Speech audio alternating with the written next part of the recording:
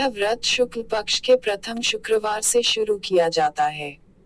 संतोषी माता के व्रत की पूजन विधि। सुख सौभाग्य की कामना से माता संतोषी के 16 शुक्रवार तक व्रत किए जाने का विधान है। तारांकन सूर्योदय से पहले उठकर घर की सफाई इत्यादि पूर्ण कर लें। स्नानादि के पश्चात घर में किसी सुंदर व पवित्र जगह पर माता संतोषी की प्रतिमा या चित्र स्थापित करें। तारांकन माता संतोषी के सम्मुख एक कलश जल भर कर रखें। कलश के ऊपर एक कटोरा भरकर गुड़ व चना रखें। तारांकन माता के समक्ष एक घी का दीपक जलाएं। तारांकन माता को अक्षत, फूल, सुगंधित गंध, नारियल, लाल वस्त्र या चुनरी अर्पित करें। तारांकन माता संतोषी को गुड़ व चने का भोग लगाएं। तारांकन संतोषी माता की जय बोलकर माता की कथा आरंभ करें। इस व्रत को करने वाला कथा कहते व सुनते समय हाथ में गुड़ और भुने हुए चने रखे। सुनने वाला प्रगट संतोषी माता की जय इस प्रकार जय जयकार मुख से बोलता जावे। कथा समाप्त होने पर हाथ का गुड़ और चना गाय को खिला देवे। कलश के ऊपर रखा गुड़ और चना सभी को प्रसाद के रूप में बांट देवे। कथा से पहले कलश को जल से भरे और उसके ऊपर गुड़ व चने से भरा कटोरा रखे। कथा समाप्त होने और आरती होने के बाद कलश के जल को घर में सब जगहों पर छिड़के और बचा हुआ जल तुलसी की क्यारी में सींच देवे। बाजार से गुड़ मोल लेकर और यदि गुड़ घर में हो तो वही काम में लेकर व्रत करे। व्रत करने वाले को श्रद्धा और प्रेम से प्रसन्न मन से व्रत करना चाहिए। विशेष इस दिन व्रत करने वाले स्त्री पुरुष को ना ही खट्टी चीजें हाथ लगानी चाहिए और ना ही खानी चाहिए। संतोषी माता की व्रत कथा। एक बुढ़िया थी जिसके 7 बेटे थे। उनमें से 6 कमाते थे और एक न कमाने वाला था।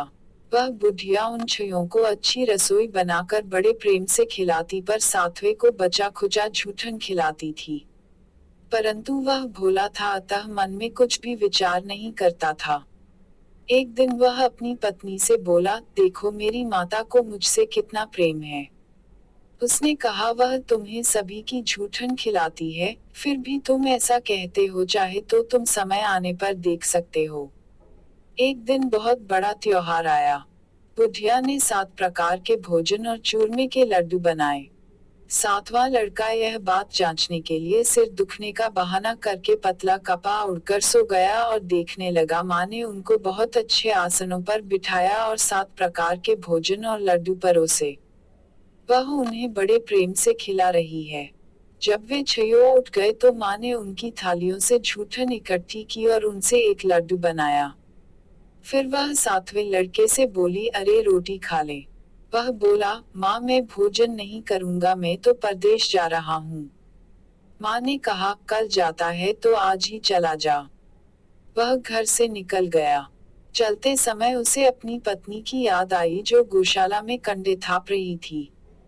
वह बोला, हम विदेश को जा रहे हैं, आएंगे कछु काल।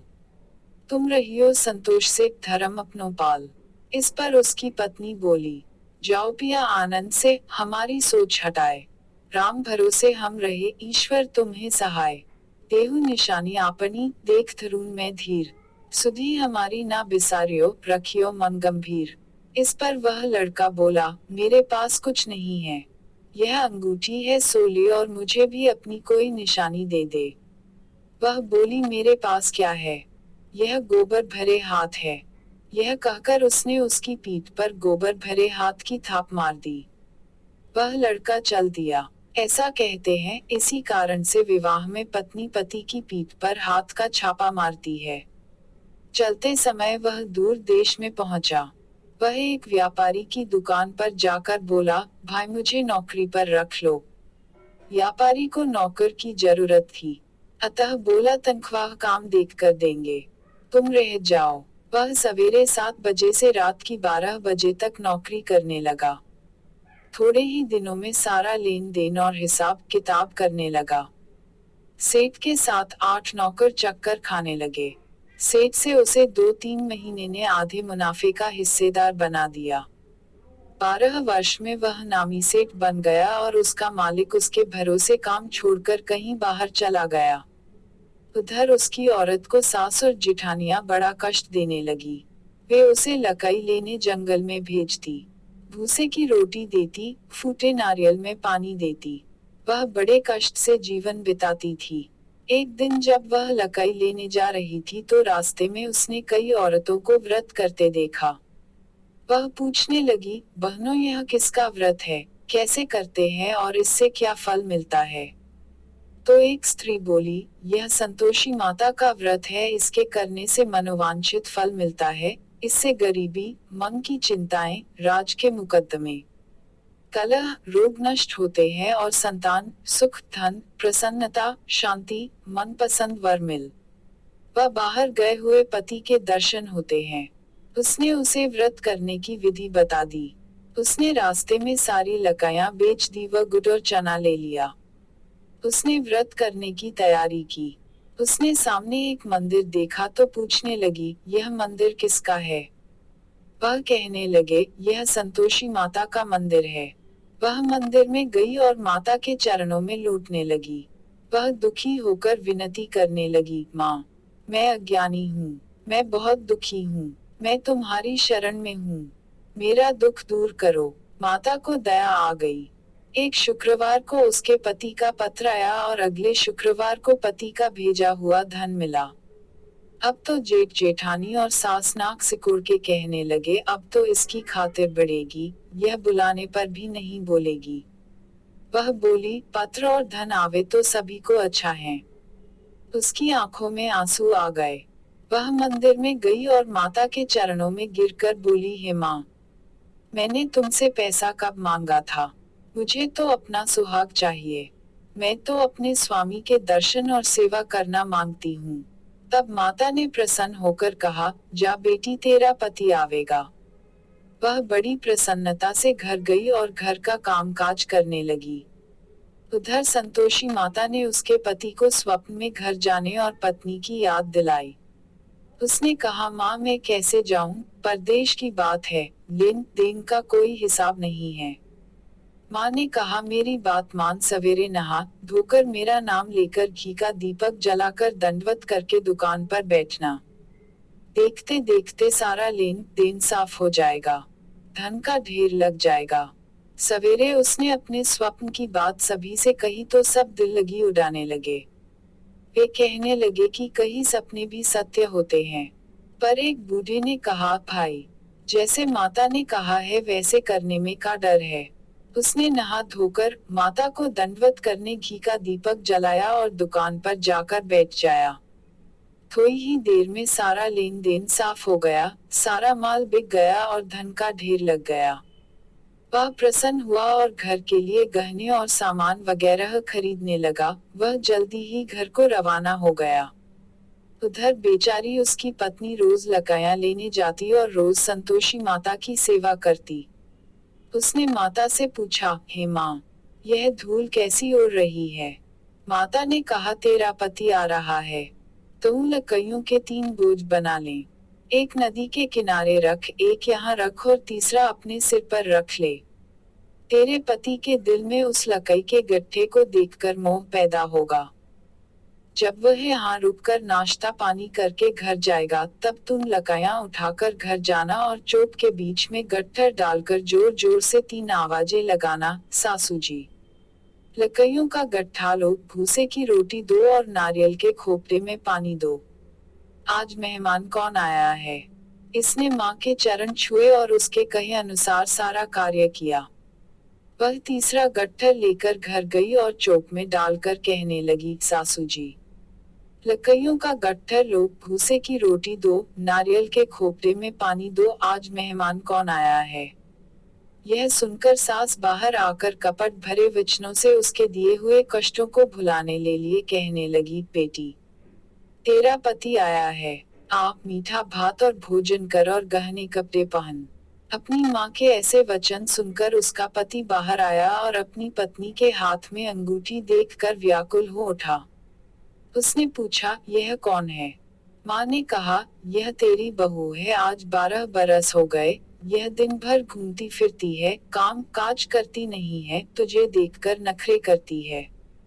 वह बोला, ठीक है, मैंने तुझे और इसे देख लिया है, अब मुझे दूसरे घर की चाबी दे दो, मैं उसमें रहूंगा। माँ ने कहा, ठीक है, जैसी तेरी मर्जी। और उसने चाबियों का गुच्छा पटक दिया। उसने अपना सामान तीसरी मंजिल के ऊपर के कमरे में रख दिया। एक ही दिन में वे राजा के समान ठाठ बाट वाले बन गए। इतने में अगला शुक्रवार आया। बहू ने अपनी पति से कहा, मुझे संतोषी माता के व्रत का उद्यापन करना है। वह बोला, बहुत अच्छा, खुशी से कर ले। जल्दी ही उद्यापन की तैयारी करने लगी। उसने जेठ के लड़कों को जीमने के लिए कहा। उन्होंने मान लिया। पीछे से जिठानियों ने अपने बच्चों को सिखा दिया, तुम खटाई मांगना जिससे उसका उद्यापन पूरा न हो। लड़कों ने जीम कर खटाई मांगी। बहू कहने लगी, भाई खटाई किसी को नहीं दी जाएगी। यह तो संतोषी माता का प्रसाद है। लड़के खड़े हो गए और बोले, पैसा लाओ। वह भोली कुछ न समझ सकी उनका क्या भेद है। उसने पैसे दे दिए और वे इमली की खटाई मंगाकर खाने लगे। इस पर संतोषी माता ने उस पर रोष किया। राजा के दूत उसके पति को पकड़ कर ले गए। वह बेचारी बड़ी दुखी हुई और रोती हुई माताजी के मंदिर में गई और उनके चरणों में गिरकर कहने लगी, हे माता, यह क्या किया? हंसाकर अब तुम मुझे क्यों रुलाने लगी? माता बोली, पुत्री, मुझे दुख है कि तुमने अभिमान करके मेरा व्रत तोड़ा है और इतनी जल्दी सब बातें भुला दी। वह कहने लगी, माता, मेरा कोई अपराध नहीं है। मुझे तो लड़कों ने भूल में दल दिया। मैंने भूल से ही उन्हें पैसे दे दिए। माँ, मुझे क्षमा करो, मैं दोबारा तुम्हारा उद्यापन करूंगी। माता बोली, जा, तेरा पति रास्ते में आता हुआ ही मिलेगा। उसे रास्ते में उसका पति मिला। उसके पूछने पर वह बोला, राजा ने मुझे बुलाया था, मैं उससे मिलने गया था। वे फिर घर चले गए। कुछ ही दिन बाद फिर शुक्रवार आया। वह दोबारा पति की आज्ञा से उद्यापन करने लगी। उसने फिर जेठ के लड़कों को बुलावा दिया। जेठानियों ने फिर वही बात सिखा दी। लड़के भोजन की बात पर फिर खटाई मांगने लगे। उसने कहा, खटाई कुछ भी नहीं मिलेगी, आना हो तो आओ। यह कहकर वह ब्राह्मणों के लड़कों को लाकर भोजन कराने लगी। यथाशक्ति उसने उन्हें दक्षिणा दी। संतोषी माता उस पर बड़ी प्रसन्न हुई। माता की कृपा से 9वें मास में उसके एक चंद्रमा के समान सुंदर पुत्र हुआ। अपने पुत्र को लेकर वह रोजाना मंदिर जाने लगी। एक दिन संतोषी माता ने सोचा कि यह रोज यहाँ आती है, आज मैं इसके घर चलूं, इसका सासरा देखूं। यह सोचकर उसने एक भयानक रूप बनाया। गुदवा चने से सना मुख, ऊपर को सूंड के समान होठ, जिन पर मक्खियां भिनभिना रही थी। इसी सूरत में वह उसके घर गई। देहली में पांव रखते ही उसकी सास बोली, देखो कोई डाकिन आ रही है, इसे भगाओ नहीं तो किसी को खा जाएगी। लड़के भागकर खिड़की बंद करने लगे। 7वें लड़के की बहू खिड़की से देख रही थी। वह वहीं से चिल्लाने लगी, आज मेरी माता मेरे ही घर आई है। यह कहकर उसने बच्चे को दूध पीने से हटाया। इतने में सास बोली, पगली किसे देखकर उतावली हुई है, बच्चे को पटक दिया है। इतने में संतोषी माता के प्रताप से वहां लड़के ही लड़के नजर आने लगे। बहू बोली, सासू जी, मैं जिसका व्रत करती हूँ, यह वो ही संतोषी माता है। यह कहकर उसने सारी खिड़कियां खोल दी। सबने संतोषी माता के चरण पकड़ लिए और विनती कर कहने लगे, हे माता, हम मूर्ख हैं, अज्ञानी हैं, पापिनी हैं, तुम्हारे व्रत की विधि हम नहीं जानती, तुम्हारा व्रत भंग कर हमने बहुत बड़ा अपराध किया है। हे जगत माता, आप हमारा अपराध क्षमा करो। इस पर माता उन पर प्रसन्न हुई। बहू को जैसा फल दिया वैसा माता सबको दे।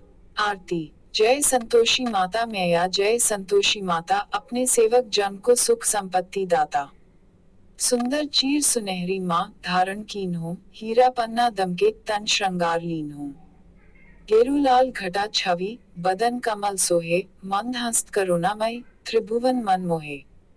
स्वर्ण सिंहासन बैठी, चंवर झूरे प्यारे, धूप दीप, मधुमेवा, भोग धरे न्यारे। गुररु चना परम प्रिय, तामे संतोष कियो, संतोषी कहलाई, भक्तन वैभव दियो। शुक्रवार प्रिय मानत आज दिवस सोही, भक्त मंडली छाई कथा सुनत मोही। मंदिर जगमग ज्योति, मंगल ध्वनि छाए, विनय करें हम बालक चरणन सिरनाई। भक्ति भाव में पूजा अंगीकृत कीजय, जो मन बसे हमारे इच्छा फल दीजय। दुखी दरिद्री रोगी संकट मुक्त किए, बहु धन धान्य भरे घर सुख सौभाग्य दिए। ध्यान धरियो जो नर तेरो, मनवांछित फल पायो, पूजा कथा श्रवण कर घर आनंद आयो। शरण गहे की लज्जा राखियो जगदम्बे, संकट तू ही निवारे दयामय अम्बे। संतोषी माँ की आरती जो कोई नर गावे, रिद्धि सिद्धि सुख संपत्ति जी भर के पावे।